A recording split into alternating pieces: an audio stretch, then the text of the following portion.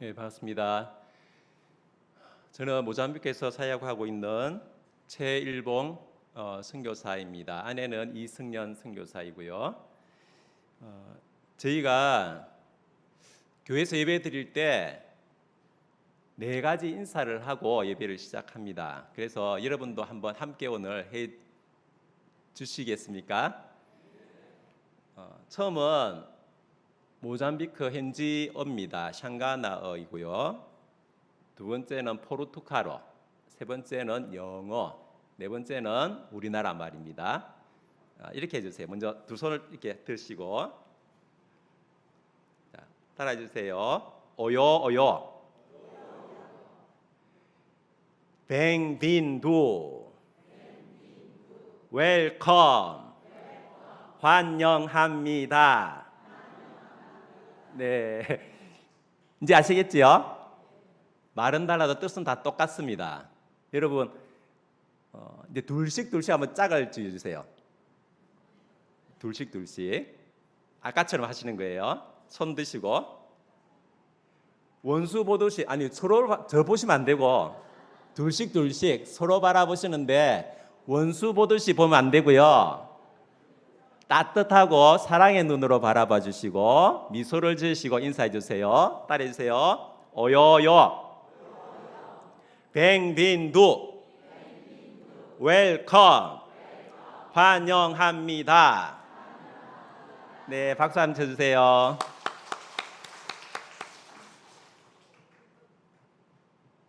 예, 이 자리에 오늘 선교 예배로 참석하신 우리 성도님들 주님의 이름으로 환영하고 축복합니다. 잠시 제 소개하고 시작하겠습니다.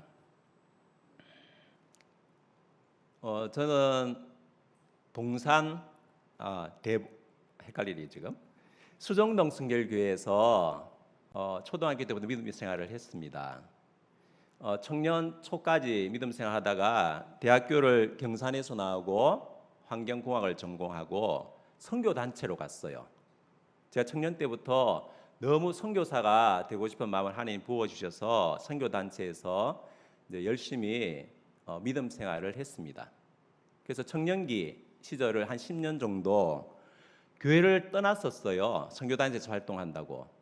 그래서 그렇게 믿음 생활을 했는데 이 선교단체는 말씀 훈련, 전도 훈련 너무 잘하는데 시간이 지나다 보니까 제 마음속에 정서적인 어떤 나눔, 만짐을 못한다는 걸 깨달게 됐고, 그리고 선교 비전이 저와 다르다는 것을 알게 되어서 선교단체를 30대 초반에 나왔어요. 공동체 생활을 하다가 나오니까 이제 자취집을 구해야 되는데 자취집을 구하다가 최정규 권사님 집을 이제 가서 자취하게 됐어요. 여러분 최정규 권사님 아시는 분 많으시죠? 그래서 전도에 아주 열심히 했던 권사님이셨어요. 이 권사님이 자취를 하면서 하나님이 저를 다시 이 교회로 성결교회로 다시 보내셨어요. 그래서 성결교회에서 예배 생활하고 또 청년 생활을 제가 짧게 보냈습니다. 2002년, 2002년입니다. 짧게 생활을 했는데 그때 최중교 권사님이랑 새벽 기도 다녔던 기억들이 아주 좋은 기억들로 남아 있습니다. 봉산교회에서 제가 청년 수련회 때 주님의 부르심을 받았습니다. 그래서 신학을 이제 하게 되었고, 이제 주말마다 제가 대봉 교회에 가서 교육 전도사를 했어요. 3년 동안 경기도 부천에서 주말마다 기차 타고 왔다 갔다 하면서 교육 전도사 생활을 했어요. 그리고 이제 마산에 갔다가 서울에 가서 이제 전도사 생활을 하다가 주님이 2010년 선교사 훈련을 받게 하시고 2011년 모잠비크로 해외 선교국 파송으로 파송받게 되었습니다. 봉산교회는 이제 제 2의 모교회 같은 특별한 교회입니다. 제가 목회자로 또 교단 선교사로 파송받는데 첫 걸음을 내딛도록 인도받은 교회입니다. 제 소개는 여기까지 하고요. 모잠비크에 대해서 이제 간략하게 말씀드리겠습니다. 모잠비크는 아프리카 대륙 제일 남쪽 동쪽에 붙어 있는 나라입니다. 기후가 우리나라 정반대예요. 지금 우리나라가 6, 7월, 8월 이제 제일 더운 날씨 아닙니까? 거기는 겨울이에요. 근데 우리나라 같은 겨울이 아니라 아침 저녁으로만 초가을 날씨처럼 좀 쌀쌀하고 낮은 거의 30도 정도 올라갑니다. 낮 기온은. 근데 재밌는 게 11월, 12월, 1월 우리나라 제일 추울 때지요. 거기는 제일 더울 때예요. 날씨가 덥고 습합니다.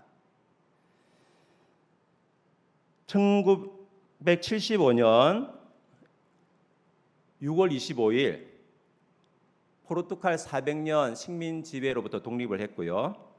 처음에는 사회주의로 시작을 했어요.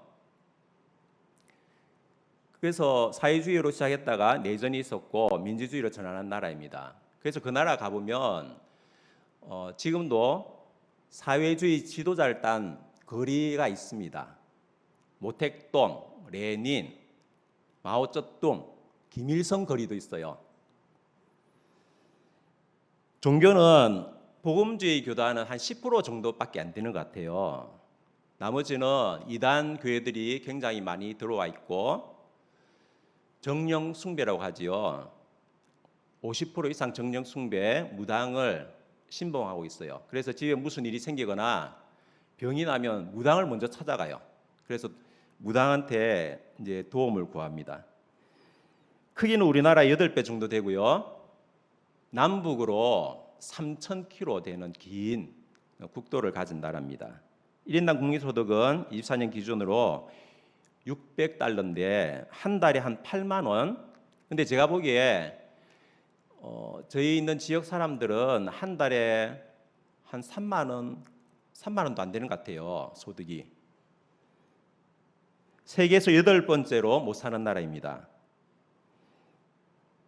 이제 2011년에서 제가 2026년까지 사역을 하는데 첫 해기 사역 먼저 나누겠습니다. 2011년에서 2015년 사역입니다. 네. 첫 사역은 제가 언어 배우고 문화를 익히고 사람들을 사귀는 데 썼습니다. 그리고 첫 사역이 저희가 월세 집 맨 지하 1층에 있었는데 거기 어린이들이 놀러 와요. 그래서 이 어린이들을 데리고 뭐 할까 하다가 어린이들 데리고 예배 모임을 시작하게 되었습니다.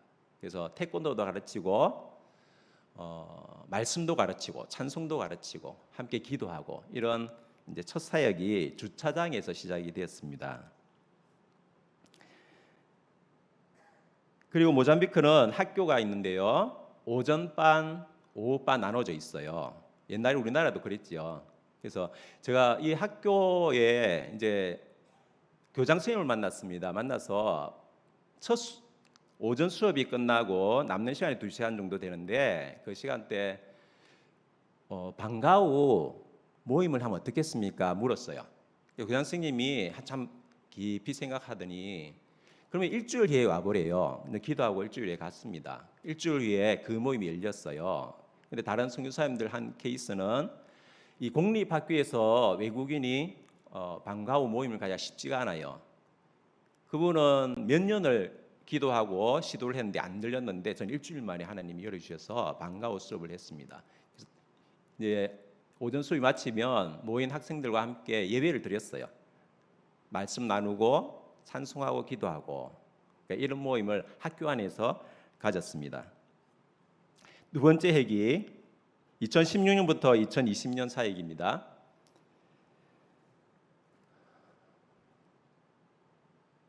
두 번째 회기는 주님이 복음 전파와 말씀을 가르쳐야 할 필요가 더 많은 지역들이 있음을 알게 해주셨어요. 저희가 첫 정착은 수도에서 했는데 그때 대부분 선교사님들이 12가정이 있었습니다. 대부분 다 수도에 계셨어요. 그런데 모잠비크는 우리보다 8배 크다 그랬죠. 복음이 필요한 지역들이 너무 많은 거예요. 그래서 저희가 두 번째 회기 때는 북쪽으로 조금 올라갔어요. 200km 정도. 근데 국도인데 올라가는 시간이 한 4시간, 5시간 걸립니다. 왜 그러냐면 도로 사정이 너무 안 좋아요. 군데군데 홈이 파져 있고 구덩이가 있고, 그래서 막 그거 피해 다닌다고 긴장하면서 운전을 해야 돼요. 거기에 도착했는데 그 지역이 샤이샤이 시입니다. 도착을 했는데 한국인이 한 명도 없어요. 아내하고 저밖에 없고, 저희가 이제 월세로 사는 집을 구했는데 거기는 전기 수도가 들어오는데, 저희가 사역하는 숑게니 마을 거기는 아직도 전기 수도가 들어와 있지 않아요. 그래서 우물물을 써야 되고 밤에는 일찍 자야 돼요. 그리고 거기는 우리나라 60년대와 비슷한데요. 초가집, 갈대벽, 양청을 지붕을 올린 그런 집에서 대부분 살고 있습니다. 집에 들어가 보면 세간살이가 거의 없어요. 밥그릇, 숟가락 이런 거 빼면 정말 집에 세간살이가 없어요. 저희는 이제 목장으로 교회를 먼저 개척했습니다. 2010년도 8월 달에 시작을 했는데, 처음에 샤이샤이시에 도착해서 숑게니 마을을 다니면서 정탐을 했어요. 하나님 어느 곳에 하나님의 부르심이 있습니까? 기도하면서 찾았는데, 어느 날 한 사람이 저희 차를 세워서 왜 왔냐고 물어봤어요. 땅 사러 왔냐요? 아니요, 저희는 함께 예배드릴 사람을 찾고 있습니다 해서 거기서 두 가정과 함께 나무 그늘 밑에서 예배를 시작을 했습니다. 지금 보시는 사진이 그 모습이고요. 처음에는 두 가정을 시작했는데 다른 마을에서 또 한 가정, 두 가정, 세 가정 이렇게 오기 시작하는 거예요. 그래서 매주 수요일 오후에 모여서 함께 예배를 드렸어요. 그 예배가 2016년도 시작한 예배가 지금까지 매주 수요일 오후 시간에 빠지지 않고 지금도 하고 있습니다. 근데 예배를 드리다 보니까 이런 일이 생겼습니다. 비가 올 때도 있고 바람이 심하게 불 때도 있고, 이런 날은 나무 그늘 밑에 예배를 드리기가 힘든 거예요. 그래서 함께 기도했습니다. 우리도 하나님 건물을 지을 수 있도록 해주세요. 함께 기도하며 헌금을 모았습니다. 매주 목장 예배 드릴 때마다. 우리나라도 한 100원도 안 모이는 것 같아요. 헌금을 했는데 이 돈으로. 그리고 이제 한국에서 후원해 주시는 우리 후원자분들 또 교회를, 그 후원금을 가지고 교회를 이제 건축을 했어요. 먼저 부지를 마련했는데 줄리아옹이라는 좋은 할아버지를 만나서, 이 할아버지가 35m 곱하기 25m 이 땅을 우리나라도 한 그때 7만 원 정도에 팔았어요. 그 돈으로 10m 곱하기 18m 크기의 교회를 건축했습니다. 현지인들에게 어울리는 갈대교회. 지붕은 양철봉을 얹어서 갈대교회를 2017년도 9월에 준공했습니다. 교회를 준공하고 나니까 이제 새벽 예배, 토요 예배, 주일 예배를 시작할 수 있었어요. 그리고 생명의 삶이라고 말씀 공부도 이제 함께 했습니다. 주로 대상은 청소년들이었습니다. 작년들은 글을 읽는 사람이 거의 없어요. 한 명 정도 있었어요 그때. 그래서 청소년 청년대 사랑으로 생명상 공부를 하고, 이제 2020년도에 어린이하고 청소년 함께 모인 목장을 만들었는데요. 이 사진은 좀 다른 사진인데, 맨 위의 사진은 교회 건축하고 2018년 1주년 된 사진이고요. 또 아내가 아이들 손 씻기는 장면, 그리고 아이가 어린이들에게 말씀 가르치는 장면입니다. 이제 세 번째 텀 2021년부터 2025년 나누겠습니다. 세 번째 회기는 저희가 2021년 귀국 후에 주일학교 교사를 양성했습니다. 21년 전까지만 해도 그냥 어린이들, 청소년, 이제 청년, 장년들 다 같이 주일 예배를 드렸어요. 24년 1월 12명의 교사를 세우고 주일학교를 시작했습니다. 6살부터 12살 초등부 대상입니다. 그때 12살 교사가 있었는데 이 교사가 지금 15살 되었고 아직도 주일학교 교사를 하고 있습니다.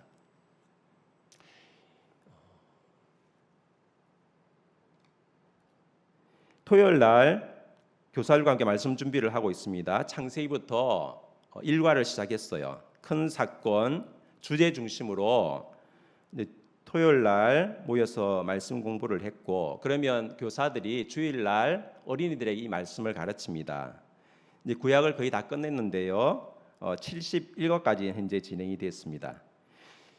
23년에는 태양열 우물을 건축했습니다. 이 사람들이 마을 우물이 손으로 펌퍼지라는 우물 하나밖에 없어가지고 저희 교단 한 권사님이 꿈을 꾸셨는데 아프리카에 우물을 지어라 이 음성을 들으셨대요. 이 말씀에 순종해서 저희에게 후원금을 보내주셨고, 그래서 태양열 우물을 이제 건축하고 꼭지만 틀면 물이 이제 쉽게 받을 수 있는 이런 일들이 있었습니다. 그리고 저 사진에 나오는 장면 중에 하나는 유일하게 저희 사역지에 방문하는 단기 봉사 선교팀입니다. 미국에서 와요. 미국 텍사스주 휴스턴 서울교회에서 2018년 첫 방문을 했고 19년 방문했고 그다음에 코로나 중단되었다가 24년 방문을 했습니다. 24년 8월 청소년 목장, 청년 목장이 시작이 되었고요. 10월에 어린이 목장이 시작이 되었습니다. 목장 이름은 세계 열방의 나라 이름을 본따서 브라질도 있고 프랑스도 있고 일본도 있고 북한도 있고 나라 이름을 붙여서 이 목장 예배를 이제 어린이부터 작년까지 다 드릴 수 있게 되었습니다. 2025년 1월 5명의 교사들이 준비되어 유치부를 시작을 했습니다. 유치부는 1살부터 5살까지. 25년에는 시멘트로 교육관을 준공했어요.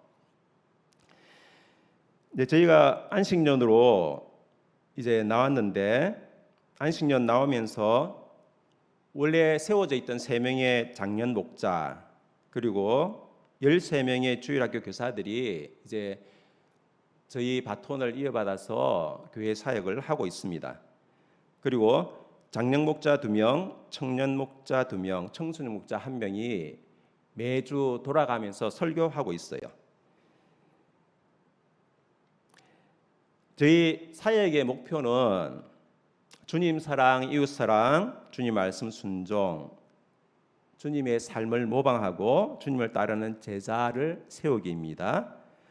선교사 의존하지 않기, 자립하는 교회 세우기, 매일 주님과 기도와 말씀으로 교제하기, 그리고 목장 사역을 통하여서는 주중에 모여서 집에서 모입니다. 기도 제목을 나누고 감사 제목을 나누고 삶을 나누고 그리고 새신자를 초청하고 영혼 구원의 장으로 또 사랑과 섬김을 연습하는 장으로 목장이 쓰임받고 있습니다. 그리고 저희는 삶의 문제, 사단의 시험 유혹에 이기는 교회, 튼튼하고 건강한 교회, 현지 교회의 모델이 되는 신약 교회 같은 교회 세우기를 목표로 하면서 영혼을 구원하고 제자 삼고 선교하는 교회가 되자는 모토로 사역하고 있습니다.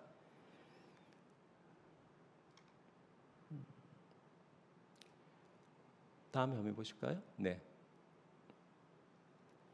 이제 겪었던 어려움들 좀 나누겠습니다.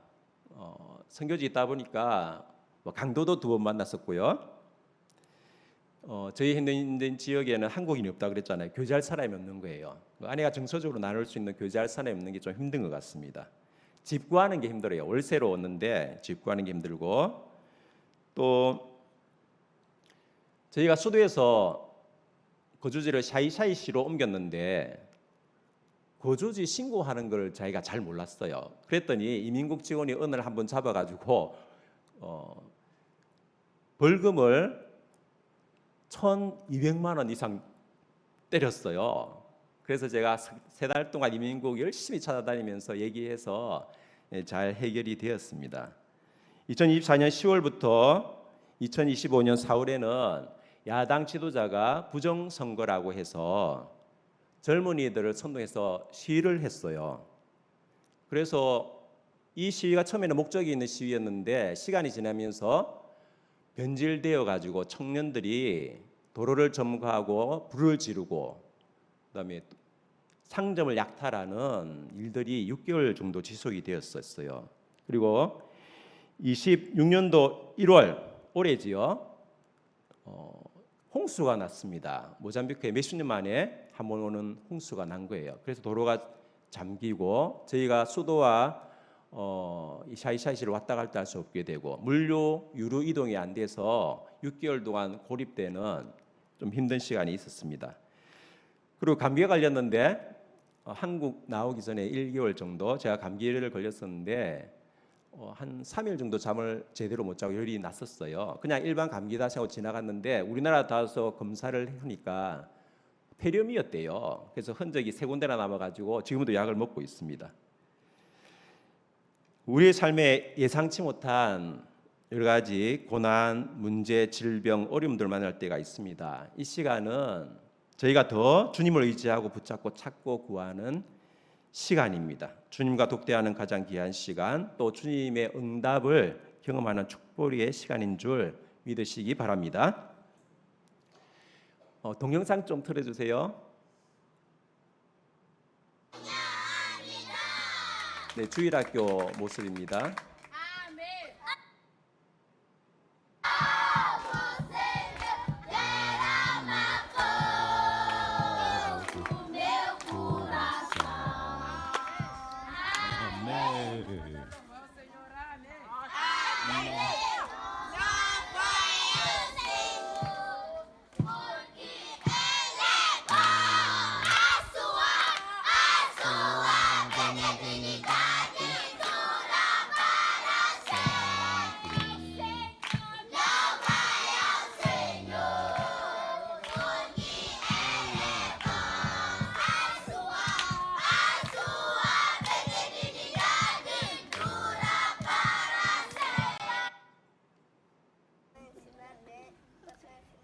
교사의 날에 한 초등학교 4학년 어린이가 교사들을 위해서 기도하는 모습이에요.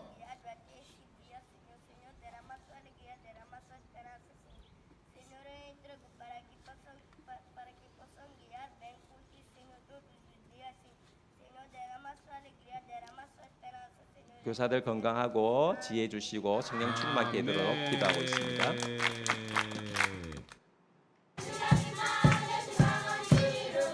이제 갈대 교회에서 청소년들이 찬양하는 모습이에요.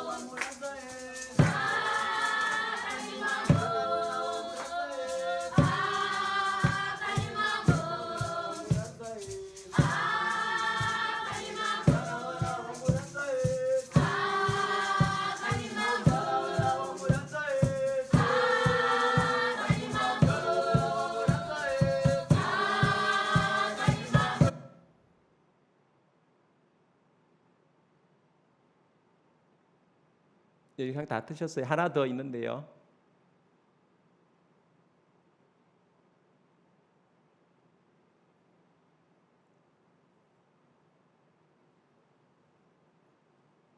네, 잘 안 되는 것 같습니다. 그 영상은. 말씀으로 오늘 정리하겠습니다. 마태복음 28장 19절 20절 너희는 가서 모든 민족으로 제자를 삼아 아버지와 아들과 성령의 이름으로 세례를 주고 내가 너희에게 분부한 모든 것을 가르쳐 지키게 하라. 볼지어다 내가 세상 끝날까지 너희와 항상 함께 있으리라. 아멘. 아멘 해주세요. 아멘. 여러분, 선교의 뜻을 아십니까? 선교는 보내다라는 뜻이 있습니다. 그러면 선교사는 뭐지요? 보냄을 받은 자입니다. 저만 보냄을 받았습니까? 아니요. 여러분 한 분 한 분도 보냄을 받았습니다. 누가 여러분을 이 땅에 보냈습니까? 하나님 보내셨죠. 우리 주님이 저를 여러분 이 땅에 보내셨습니다. 그러므로 여러분도 선교사입니다. 아멘. 그럼 주님 왜 저를 여러분을 이 땅에 보내셨습니까? 오늘 본문 말씀에서 해답을 찾을 수 있습니다. 예수님이 십자가에서 우리 죄를 위해 죽으시고 부활하시고 승천하시기 전 남기신 가장 중요한 말씀입니다. 지상 명령이라고 하지요. 오늘 본문 말씀입니다. 첫 번째, 우리를 보내신 목적, 먼저 가라고 하십니다. 여러분이 가족, 이웃, 직장 동료들에게 가야 합니다. 올 때까지 기다리지 말고 여러분이 가십시오. 둘째, 모든 족속으로 제자를 삼으라 말씀하십니다. 어떻게 제자를 삼아야 합니까? 제자의 어원을 잘 보면요, 듣고 배우는 자가 아니라 보고 배우는 자, 따르는 자가 제자입니다. 그럼 여러분,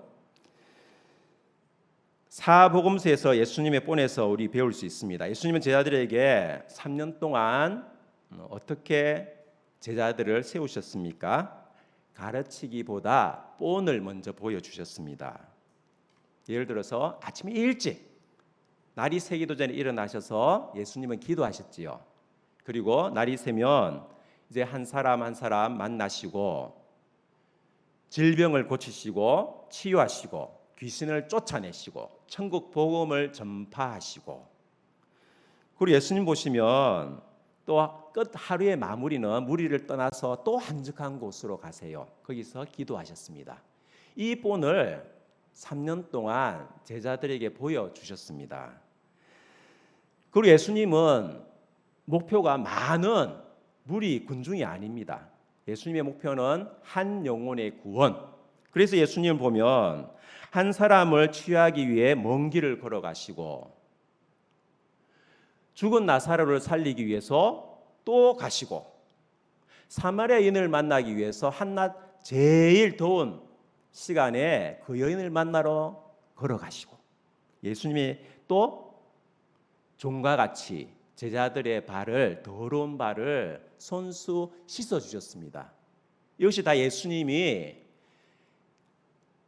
본으로 제자를 삼으신 모습입니다. 그리고 예수님은 십자가에서 나의 죄, 우리의 죄 대신 짊어지시고 희생하시는 본을 보여주셨습니다. 그러므로 먼저 예수님의 본을 잘 보고 배우시는 저와 여러분 되시기 바랍니다. 저도 여러분도 예수님 같은 본을 가족에게, 이웃에게, 직장 동료에게 보여줌으로 제자 삼는 자 되시기 바랍니다. 셋째는 아버지와 아들과 성령의 이름으로 세례를 주고, 이 말씀은 어떻게 해석해야 될까요? 예수님 당시는 신학교도 없었고 목회자가 따로 없었습니다. 예수님의 제자들이 이제 전도하고 거기에 예수님 믿는 자에게 바로 세례를 주었습니다. 지금은 교회가 제도화되고 생긴 규정으로 인해서 목사만 세례를 주게 되어 있지요. 그러면 성도님들은 어떻게 하면 될까요? 아버지와 아들과 성령의 이름으로 기도해주고 이렇게 바꾸면 되지 않을까요? 선교에 있으면 당신을 위해서 기도하고 있습니다. 당신을 위해서 기도하겠습니다. 이 말이 참 큰 위로와 격려가 됩니다. 가족에게, 이웃에게, 또 직장 동료에게, 목회자에게, 선교사에게 제가 당신을 위해 기도하겠습니다. 당신을 위해 기도하고 있습니다. 이렇게 예수님 마음을 실천하는 저와 여러분 되시기 바랍니다. 또 전도로 바꾸어도 좋을 것 같습니다. 아버지와 아들과 성령의 이름으로 전도하고, 한번 저 따라해 보시겠습니까? 예수님이 당신의 죄를 위해 죽으시고 부활하셨습니다. 예수님이 당신에게 영생을 준비하셨습니다. 예수님을 믿으시겠습니까? 아멘. 여러분 이렇게 전도하면 되지 않겠습니까? 말씀을 정리하겠습니다. 선교는 보내다라는 뜻입니다. 주님이 여러분 한 분 한 분을 이 땅에 보내셨습니다. 그러므로 주님을 보내받은 여러분도 선교사입니다. 지상명령을 따라 순종하여 가정, 이웃, 직장에 가셔서 한 영혼을 살리시기 바랍니다. 예수님의 본, 사랑의 본, 섬김의 본, 희생의 본을 보여 가정 안에서, 이웃지간에서, 직장 안에서 제자 삼으시기 바랍니다. 한 영혼 살리고 제자 삼는 일이 쉽습니까? 쉽지 않습니다. 때때로 나의 시간과 에너지와 물질과 건강을 허비하고 희생해야 하는 어려운 일입니다. 저는 3번의 선교 회개를 거치면서 이런 고백을 자주 했습니다. 주님, 저는 한 영혼도 구원하고 변화시킬 수 없습니다. 저는 여전히 제 육신의 소욕이 우선이고 제 영광을 먼저 추구합니다. 그런 죄인입니다. 여전히 저는 한 사람의 구원과 성장과 변화를 위해 잘 기다려주지 않습니다. 지적하고 책망하고 쉽게 화냅니다. 주님의 영광보다 내 영광을 위해, 인정받기 위해 주일 학교가, 목장이 빨리빨리 부흥하기를 조바심 냅니다. 저는 주님 없이 한순간도 주님 맡기신 사명을 이룰 수 없는 꺾어진 마른 나무 가지와도 같습니다. 그러나 여러분 기억하십시오. 저와 여러분을 이 땅에 보내신 분이 마태복음 28장 19절 20절에서 약속하셨습니다. 내가 세상 끝날까지 너희와 항상 함께 있으리라. 아멘. 그러므로 저와 여러분, 주님이 주신 사명 감당할 수 있는 줄 믿습니다. 저와 여러분 이 땅에 보내신 주, 죄와 사망의 권세를 십자가에서 깨뜨리고 승리하신 부활의 주, 우리에게 참 자유와 영원한 생명을 주신 주, 지상 사명을 맡기신 주 예수 그리스도께서 저와 여러분과 항상 함께 하시겠다고 약속하셨습니다. 아멘. 그러므로 아버지 하나님과 함께, 예수님과 함께, 성령님과 함께 이 사명을 이룰 수 있을 줄 믿습니다. 저와 함께 복창해 주시겠습니까? 아버지 하나님과 함께. 다시 한번 하겠습니다. 오른손 한번 드시고요. 아버지 하나님과 함께, 예수님과 함께, 성령님과 함께. 아멘. 주님께 박수 올려드리겠습니다. 우리에게 맡기신 가진 귀한 사명, 영혼을 구원하고 제자 삼아 사단의 권세를 깨뜨리고 사단의 매인자를 자유케 하고 하나님의 나라를 세우고 확장하는 이 사명을 함께 이루어가는 선교의 동역자로 귀하게 쓰임받는 성도님 되시기를 주님의 이름으로 축원합니다. 함께 기도하겠습니다. 우리 이렇게 한번 기도할까요? 주님, 저를 이 땅에 선교사로 보내주셔서 감사합니다. 주님, 저에게 마태복음 28장 19절 20절의 지상사명을 맡기신 것을 감사합니다. 주님, 저는 미약하고 부족하지만 죄인이지만 하나님과 함께, 예수님과 함께, 성령님과 함께 맡기신 사명 힘있게 감당하겠습니다라고 우리 주여 한번 외치고 함께 기도하겠습니다. 주여! 하나님 아버지 감사합니다. 오늘 봉산교회에서 선교 예배로 함께 기도하게 하시니 감사합니다. 주님 감사합니다. 이 부족한 저희를 위하여서 이 땅에 찾아와 주시고 주님 십자가에서 못 박히시고 피 흘려 주시고 생명을 내어 주시고 우리 죄값을 지불하심으로 우리의 모든 우리를 구속하시고 구원하시고 부활하신 주님이심을 감사합니다. 주님, 우리에게 마태복음 지상 사명을 맡기신 것을 감사합니다. 하나님 아버지, 가서 제자 삼고 하나님 아버지 영혼을 구원하고 살리는 이 귀한 사명, 그리고 하나님 아버지 하나님 나라를 세우고 확장하는 이 귀한 사명, 하나님 주님 주신 힘으로 감당할 수 있도록 도와주시옵소서. 주님이 함께 하심으로 하나님 저희는 부족하고 미약하지만 맡기신 사명 능히 감당할 수 있을 줄 믿습니다. 주님 바라보고 이 사명 감당할 수 있게 하시고 이 사명 위에 함께 달려가는 저희들, 이 사명 위에 귀하게 쓰임받는 보냄을 받은 자 선교사 되게 하여 주시옵소서. 예수님 이름으로 기도합니다. 아멘.